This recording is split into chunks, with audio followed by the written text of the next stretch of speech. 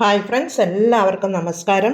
ഞാനിന്ന് വന്നിട്ടുള്ളത് ഈ മഴക്കാലത്ത് ചോറിൻ്റെ കൂടെയും വെറുതെയും കഴിക്കാൻ പറ്റിയ നല്ലൊരു തക്കാളി രസത്തിൻ്റെ റെസിപ്പിയുമായിട്ടാണ്. എന്നാൽ ഇതെങ്ങനെയാണ് ഉണ്ടാക്കുന്നത് നമുക്ക് നോക്കാം. തക്കാളി രസം ഉണ്ടാക്കാനായി ഞാനൊരു 3 തക്കാളി എടുത്തിട്ടുണ്ട്. അത് നമുക്ക് കട്ട് ചെയ്തെടുക്കാം. ഇതിവിടെ കട്ട് ചെയ്തെടുത്തിട്ടുണ്ട്. അതൊരു ബൗളിലേക്ക് മാറ്റി കൊടുക്കാം. അതിനുശേഷം ഇത് കൈകൊണ്ട് തന്നെ ഒന്ന് ഞെരടിയെടുക്കണം. ഇതിവിടേക്ക് നല്ലതുപോലെ ഞെരടിയെടുത്തിട്ടുണ്ട്. ഇനി ഒരു പാത്രം എടുത്ത് വെച്ചിട്ട് അതിലേക്ക് 2 കപ്പ് വെള്ളം ഒഴിച്ച് കൊടുത്തിട്ടുണ്ട്. അതിലേക്ക് ഈ ഞെരടിയ തക്കാളി ഇട്ട് കൊടുക്കാം. ഇതൊന്ന് ചൂടാക്കി എടുക്കണം. നല്ലതുപോലെ തിളപ്പിച്ചെടുക്കാം. സ്റ്റൗമിത് വെച്ച് കൊടുത്തിട്ടുണ്ട്. തീ ഓണാക്കി കൊടുത്തിട്ടുണ്ട്.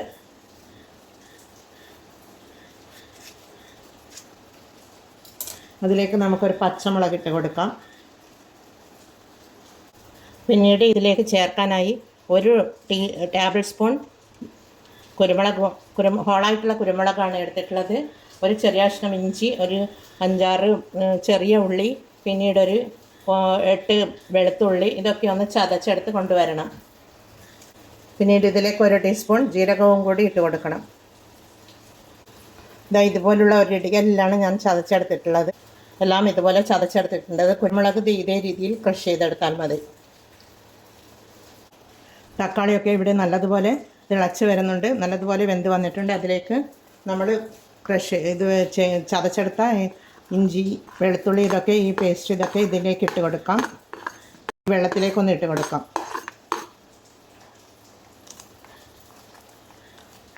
ഇട്ട് കൊടുത്തൊന്ന് ഇളക്കി കൊടുക്കാം. പിന്നീട് ഒരു 1/2 ടീസ്പൂൺ മഞ്ഞൾ പൊടി ഇട്ട് കൊടുത്തു. പിന്നീട് ഇതിലേക്ക് ഒരു നെല്ലിക്ക വലുപ്പത്തിൽ പുളി പിഴിഞ്ഞ് വെച്ചതാണ്. ആ വെള്ളവും കൂടി ഇതിലേക്ക് ഒഴിച്ചു കൊടുക്കാം.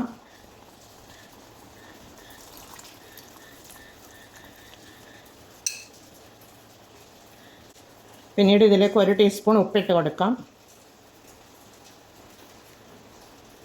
ഉപ്പ് ആവശ്യമെങ്കിൽ നോക്കിയിട്ട് പിന്നെ നമുക്കിട്ട് കൊടുക്കാം. ഇതൊന്ന് നല്ലതുപോലെ ഒന്ന് തിളച്ച് വരട്ടെ.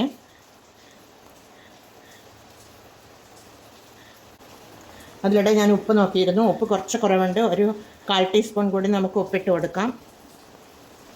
കുരുമുളകിൻ്റെ എരിവൊക്കെ കറക്റ്റാണ്.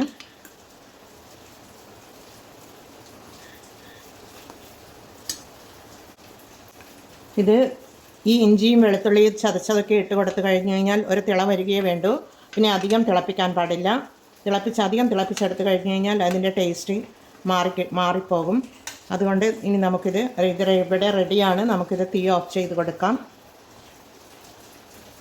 തീ ഓഫ് ചെയ്ത് കൊടുത്ത് ഇനി നമുക്ക് താളിച്ചൊഴിച്ച് കൊടുക്കാം.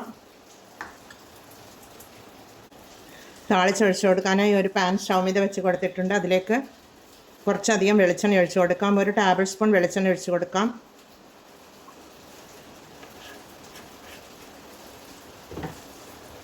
അതിലേക്ക് 1 ടീസ്പൂൺ കടുക് ഇട്ട് കൊടുക്കാം.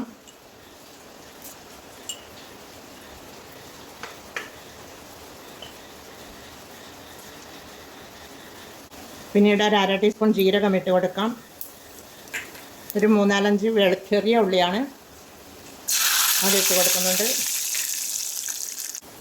പിന്നീട് ഒരു 2 വറ്റൽമുളക് കട്ട് ചെയ്തെടുത്തിട്ടുള്ളതാണ്, അതിട്ട് കൊടുക്കാം. പിന്നീട് കുറച്ച് കറിവേപ്പിലയാണ്, അതിട്ട് കൊടുക്കാം. ഇതിൻ്റെ തീ ഓഫ് ചെയ്ത് കൊടുത്തിട്ടുണ്ട്. ഇല്ലെങ്കിൽ ഇത് നമ്മൾ ക്രഷ് ചെയ്ത വറ്റൽമുളകാണ് ഇട്ട് കൊടുക്കുന്നത്. അത് ഇട്ട് കൊടുക്കുന്നത് കൊണ്ടാണ് തീ ഓഫ് ചെയ്ത് കൊടുത്തത്.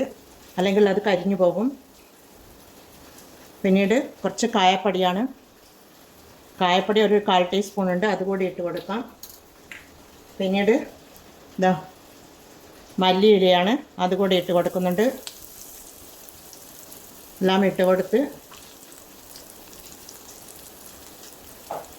തക്കാളി രസം നമുക്കിതിലേക്ക് ഒഴിച്ചു കൊടുക്കാം.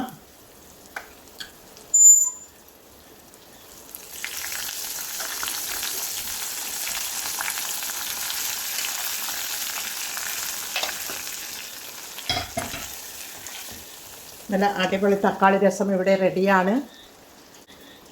എളുപ്പത്തിൽ ഉണ്ടാക്കിയെടുക്കാവുന്ന ഒരു തക്കാളി രസമാണിത്.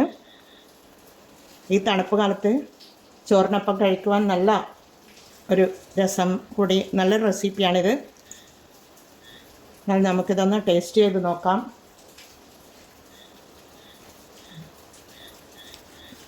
ഉപ്പും എരിവും പുളിയും ഒക്കെ കറക്റ്റാണ്.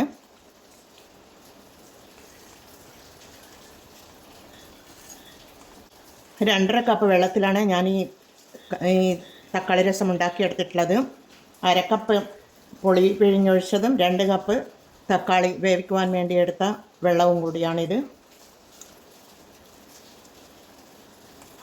എല്ലാവരും ഈ മഴക്കാലത്ത് കഴിക്കുവാൻ പറ്റിയ നല്ലൊരു ഈ റെസിപ്പി എല്ലാവരും ട്രൈ ചെയ്ത് നോക്കണേ. ട്രൈ ചെയ്ത് നോക്കി ഫീഡ്ബാക്ക് അറിയിക്കണേ. സബ്സ്ക്രൈബ് ചെയ്യാതെ കാണുന്ന കൂട്ടുകാരുണ്ടെങ്കിൽ ഒന്ന് സബ്സ്ക്രൈബ് ചെയ്യണേ കൂട്ടുകാരെ. എന്നാൽ എല്ലാവരും ഇത് ട്രൈ ചെയ്ത് നോക്കി ഫീഡ്ബാക്ക് അറിയിക്കണേ. കമൻറ്റും സബ്സ്ക്രൈബും ചെയ്ത് സപ്പോർട്ട് ചെയ്യണേ. അടുത്ത ഒരു വീഡിയോയുമായി വരുന്നത് വരെ എല്ലാവർക്കും താങ്ക് യു ഫോർ വാച്ചിങ്.